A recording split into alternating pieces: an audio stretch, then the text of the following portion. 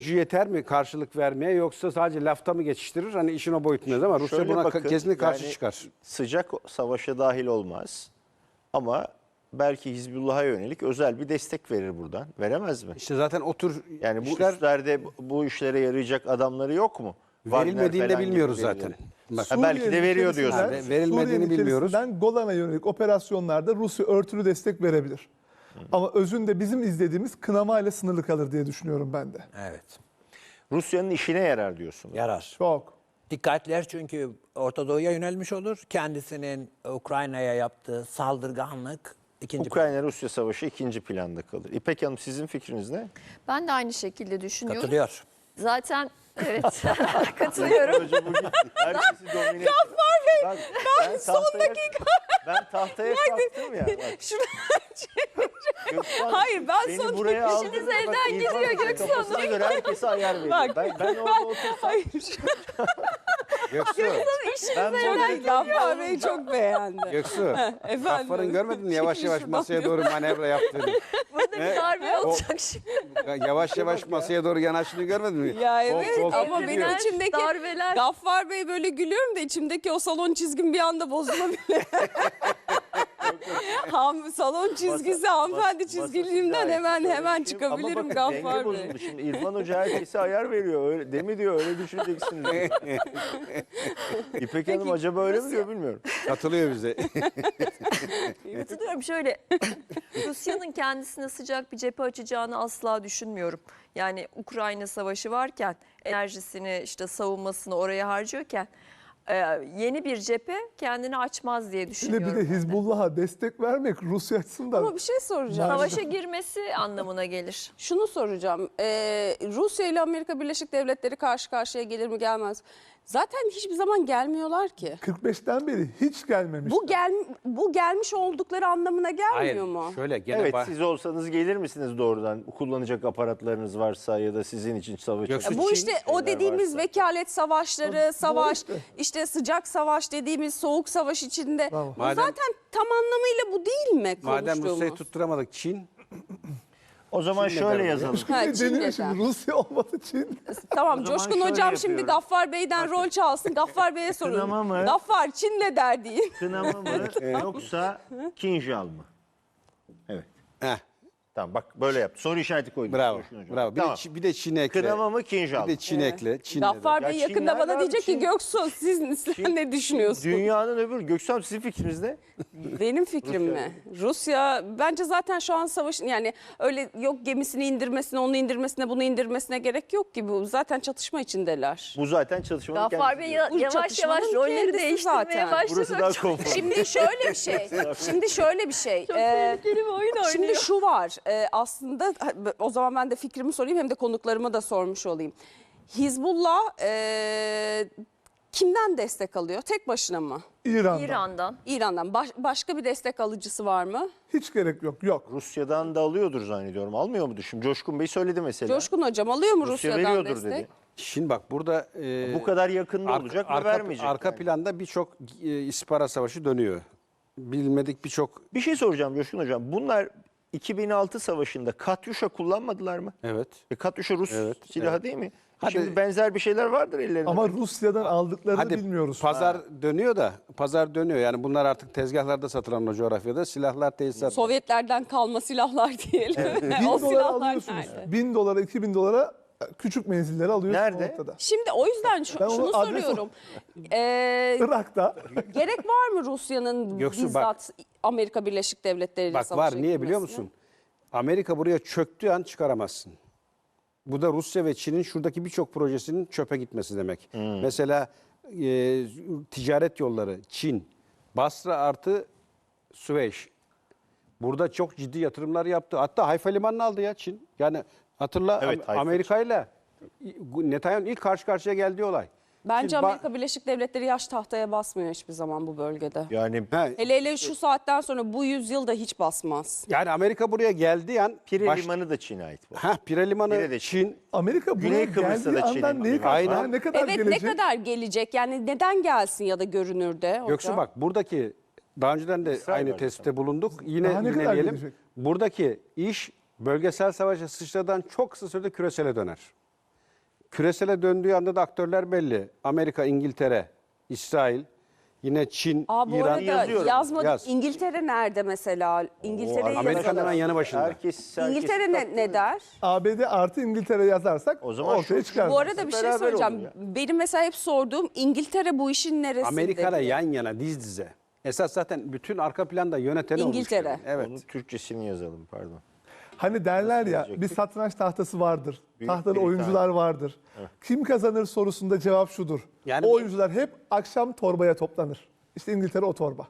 Yalnız burada hani biz mesela sadece Lübnan veya Suriye değil, böyle çok Torbanın kendisi mi, torbayı Geniş elinde açıdan. tutan ülke mi İngiltere? İkisinden biri. Torbanın kendisi de olabilir. elinde İrfan tutan da. Hocam, Çin'i yazdım. öğrencinize katılıyor musunuz? Torbanın kendisi mi İngiltere yoksa? İngiltere ABD ile beraber hareket ediyor. Pek çok olay. Öyle yazdım. Burada da zaten. öyle. B Büyük Britanya. Brigitte Bardot değil, yanlış Evet. anlamayın. Büyük Britanya. Evet. Şimdi Çin'i de yazdırdınız hocam buraya. Yazdık. O zaman bir şey söyleyeyim Coşkun Bey. Çin çok uzak diye düşündüm ama Yok, Çin gerçek böyle meydan okuyan ABD Umman'da- hegemonyasına, bu coğrafyadaki Batı hegemonyasına gerçek meydan okuyan, sessiz ve derinden giden aktör. hocam Önce- Umman'a geldi tatbikat yaptı. Önce ticari hegemonya ile bölge üzerindeki egemenliğini güçlendiriyor. Arkasından siyasi ve askeri Kanada- alana da sıra gelecek. Kanada sınırında Çin'le Rusya ortak hava tatbikat yapmadılar mı? Bu cümleler buraya- bittiğinde karşısına kınama yazacaklar. buraya dahil olur mu? Yani bütün Kınama. Hiç şüphen olmasın. Zaten Pekin Deklarasyonuyla Kınama- dahil oldu bir miktar. Pekin Deklarasyonuyla da. Evet. Çünkü o aslında ben de Orta Doğu'da varım. Orada tavrımı gösteriyorum. Artık sadece Birleşmiş Milletler'deki oyumla değil, bu deklarasyonla ben de tarafımı belli ediyorum dedi. Levent Yani Hocam? aktif olarak katıldı. Ya bu hepsine katılıyorum bu cümlelerin ama kınama. Gün bittiğinde en fazla tüh tüh, Kınama. tüh, vah vah kınama. Yapamaz. Ne Hizbullah'a destek verebilir, ne Lübnan'a destek verebilir, ne Golan'da Esad'ın yanında durabilir, ne İran nükleere daha hızlı ulaşsın diye bu saldırıya dur diyebilir. Çin bekleyecek. Muhtemelen 30-40 yıl sonra oluşacak bu yeni haritada Çin gerçekten bir tavır sergileyecek ama bugün değil. Peki. Buna da kınama düşüyor. İşte bu pay. tüm bunlar olurken Levent Hocam'ın da belki söylediği tüm bunlar olurken SAR filmi geriye, koronavirüs süreci o bu. Bütün dünya birbirini yerken ekonomik dalgalanma, savaşlar. Harika. Çin bu süreçte çok hızlı bir şekilde İrfan Hocam'ın dediği gibi sanayileşmeyle Donanma yaptı. ve daha da böyle kendini Uçak gemileri teknolojik yaparak, anlamda denizaltılar evet, yaparak. yaptı. geliştirdi. Aslında Bir süre daha kınamaya devam ederek kalkmaya da devam teknoloji- eder. 30 yıl daha gelişti. devam eder. Bak Çin Rusya hedefe konduğunda şöyle bir açıklama yaptı. Ukrayna konusu daha yeni, yani bir iki aylık mesele. Savunma Bakanlığı. NATO ya da Amerika dedi. Rusya'ya saldırdığı takdirde dünyanın her yerinde dedi Çin gereken cevap verecektir dedi. Hiç duyduk mu öyle bir cümle Çin'den şu ana kadar? Ve Verir mi burada bir cevap? Kınama. şöyle. Hocam kınamayı anladım tamam. kadar. Belki başka O bir kadar. şey. Coşkun Bey belki Hayır şimdi bak burada Rusya'ya bir pencere açtık. Dedi ki Rusya sahaya mı iner? Hani gidiyor gemi elden diye, yoksa kınamayla mı geçiştirir? Göreceğiz gelişmelere göre. Ama burada Amerika'nın böyle donanmayla gelmesi, Lübnan, Suriye toprağının bir anda ateşin içine girmesi zaten ister istemez Rusya ile Amerika yüz yüze getirecek. bir şey daha var. Fırat'ın doğusu batısına Burada- benzemez. Şurada 6 tane Çin gemisi yok mu şu anda? İşte Umman'daki tatbikattan Peki, sonra... o zaman Heh. şimdi Coşkun Hocam out, İrfan Hocam out. Sayın Yakınca, Gaffar Bey in. Levent Hoca ile bahisleri açalım. Levent Hoca Kınama. bakalım tahtaya Bir defa kalkabilecek bir mi? kınama var. Alabilecek misiniz kalemi Sayın Kınama var. Yakınca'dan? Yok dur daha bitmedi Orası senaryo. bir Gaffar- üstadın Şimdi bir elinde. dakika Gaffar arkadaşlar. benim Sayın teori... Yakınca'nın kalemini alabilecek misiniz? Arkadaşlar Çin'i Yazdı yazdık. güzel bir olduğu için defa. saygım sonsuz. Çin'i yazdık. Şimdi daha sırada Uganda var. Ben bekliyorum. Ya, Coşkun herkes yazdı. abiden böyle bir şey. Herkesi Bangladeş. yazdık. Ben bırakıyorum. Benim vazifem bitti. Tamam Sayın Levent Bey'i müsaadenizle. alalım. Levent Tahtaya mı? Hocam. Evet tahtaya almasak da haritaya alayım hocam size. Buyurun. Tahtayı alırsanız yazım okunamaz hale gelir. Peki. Öğrencilerime rezil olur. Haritayı alalım. Hocam harita üzerinden lütfen devam edelim. Şimdi bölgeleri tek tek anlattık ama bu film nerede kırılacak, nerede kopacak? İsrail kuzeyinden, şu bölgeden daha ziyade Litani Nehri'nin olduğu yana doğru ve Beyrut'a doğru. Beyrut şurada bu arada, tam burada Beyrut. Füze saldırıları yapacaktır. Çok muhtemel F-16 ve F-35'ler bu sürece girecektir. Burada bazı bombalamalar olacaktır. Hedef daha ziyade Hizbullah hedefleri noktasında olacaktır. Ama bir daha vurgulamak isterim. Hizbullah sadece burada değil. Hizbullah Lübnan'ın tamamında. Dağınık dağınık bölgelerde etkin bir aktör. Burada çok daha güçlü, örgütlü. O bakımdan İsrail orantısız güç kullanacağımdan kastı ilk defa olmak kaydıyla son bir yıl içinde sadece Lübnan'ın güneyini vurmayacağım diyor. Bu civardaki Hizbullah hedeflerine vuracağım diyor. Burada çok akıllıca bir hamle yaptı. Biz uyandık ama haliyle ve bence Herkes mi uyandı? birçok kişi uyanmıştır. Nedir hocam? Saldırının yapıldığı nokta çok kritik. Dürziler o Evet. bölgede bulunuyor. Kimdir Dürziler? Akıllıca hamle şuydu. Bu bölgedeki Dürziler bir defa Şii bir yapılanma. Hizbullah da Şii bir yapılanma. Ama hiç yan yana hareket etmediler şu ana kadar. O kadar ki Taif Antlaşması'nda... Neden peki hocam? Sebep şu, evet dini bir takım ayrılıklar var ama bu kopuş beraberinde parlamentoda ayrılıkları da getirdi. Dürzilerin milletvekili sayısı 6, Hizbullah'ın milletvekili sayısı 34 olarak konumlandırıldı. Ve bu bağlamda yan yana durmadılar çünkü Dürzilerin hiçbir zaman kendi has bir ordusu olmadı. Ve bu topraklar içerisinde Dürziler hiçbir zaman bir coğrafyaya hakim olmadılar. Mesela Hizbullah için şunu hemen söylüyoruz değil mi? Bu bölgeye hakimdir. Kalan coğrafyada da belirli örgütlenmeler vardır. Ama Dürziler hep sistemle barışık oldu. Marunilerle yan yana durdu, sisteme destek verdi. Şiilerin içerisinde Hizbullah'a destek verdiği zaman oldu. Sünnilerle iyi anlaştı ve bir rahatsızlığından bahsedildi. Dürziler Hizbullah'ın bu denli güçlenmesinden memnun değil. Son 15 yıl boyunca buna benzeyen senaryoları biz çok uzun uzun okuduk. Ve gelinen noktada İsrail kendince akıllıca bir hamle yaptı. Burada Hizbullah tarafından Dürziler vurulmuştur tezini ortaya koydu. Böylece hem Lübnan'da kendine bir taraftar toplamaya çalıştı. Yani Dürziler burada Hizbullah'ın karşısına geçsin istedi. 2. Lübnan'ın içinde bir karışık atmosfer yaratmaya gayret etti. Kafalar iyice karışsın.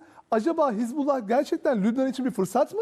Yoksa içimizdeki elma kurdu mu? Bu bir soru işareti dönsün istedi. 3. İsrail buradan Lübnan hedeflerini ve Hizbullah'ı vurarak bir cevap bekliyor sorduğunuz gibi. Lütfen bana İran cevap versin diyecek. Eğer İran bir cevap vermeye kalkarsa da bütün dünyaya şunu ilan edecek. Bakın büyük şeytan buradaymış. İran'ın tezidir ya o büyük şeytan. Aslında şeytan buradaymış diyecek. Boşuna açıklamadı Netanyahu Amerikan Kongresi'nde. İran'a rağmen siz burada rahat uyuyorsanız benim sayemdedir dedi. O zaman İran'ı hedef tahtasına koymanın ötesinde hiçbir hamlesi olmamalı. Böylece İsrail, İran'ın özellikle nükleer santral bölgesini, uranyumun zenginleştirdiği iddia edilen bölgeyi F-35'lerle vurmak için kendi bir fırsat edindi. Daha önce de yaptı. Şunu da yapma kabiliyetine sahip olduğunu bize göstermedi mi? İran içinde Mossad o kadar kuvvetli ki ben sizi içinizde vururum. Cenaze töreninizde vururum. İkinci anma yılınızda vururum dedi. Onlarca kişiyi burada katletti. O bakımdan İsrail'in küçük hedefidir bu coğrafya. Bir üst hedefidir bu coğrafya ve Beyrut, ardından da burayı vurmak için gün kolluyor. Bu senaryo bu kadar açık. Yani ötesinde bir cümle dahi söylemeye ben kendi adıma en azından lüzum görmüyorum. Gaffar Bey'in sorduğu bir soru çok önemliydi. Irak ne yapacak?